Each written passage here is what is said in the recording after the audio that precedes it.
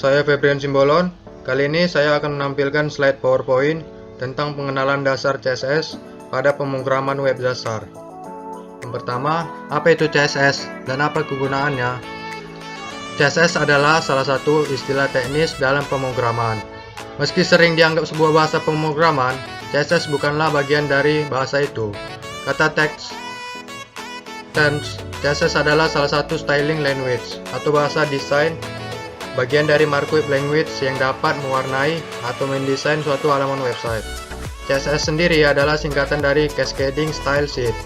Markup language ini biasanya dipasangkan dengan markup language atau bahasa marka seperti HTML. Apakah kalian bingung dengan penjelasan teknis ini? Intinya, CSS merupakan tools atau alat pelengkap HTML yang digunakan untuk mengubah tampilan suatu situs. Lanjut ke slide berikutnya. Kelebihan menggunakan CSS. HTML boleh menjadi bahasa dasar yang dapat membuatmu membangun website. Selain itu, HTML juga biasa digunakan dalam melakukan desain dasar situs. Apabila HTML memang sudah bisa mengubah desain situs, mengapa programmer juga butuh CSS?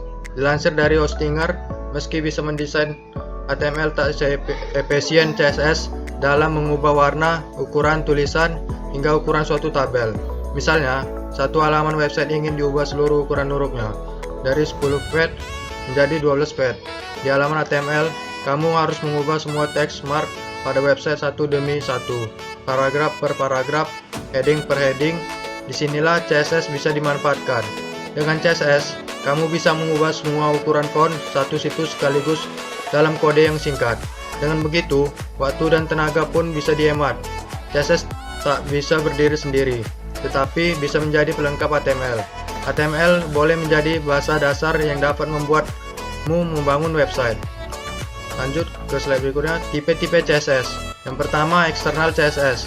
Pada CSS eksternal, instruksinya selalu menggunakan akhiran .css, kemudian diubah ke dalam file HTML menggunakan link. Yang kedua, ada internal CSS. Pada CSS internal, instruksi dimasukkan ke dalam file HTML. Kamu hanya cukup memasukkan elemen style pada area head dokumen. Yang ketiga, ada inline CSS. Instruksi untuk inline CSS hampir sama dengan internal CSS, yaitu ada di dalam file HTML. Pada inline CSS, atribut digunakan pada tag awal elemen dan tidak ada di elemen lainnya. Demikian penjelasan saya mengenai pengenalan dasar CSS pada pemrograman web dasar. Saya Febrian Simbolon. Terima kasih.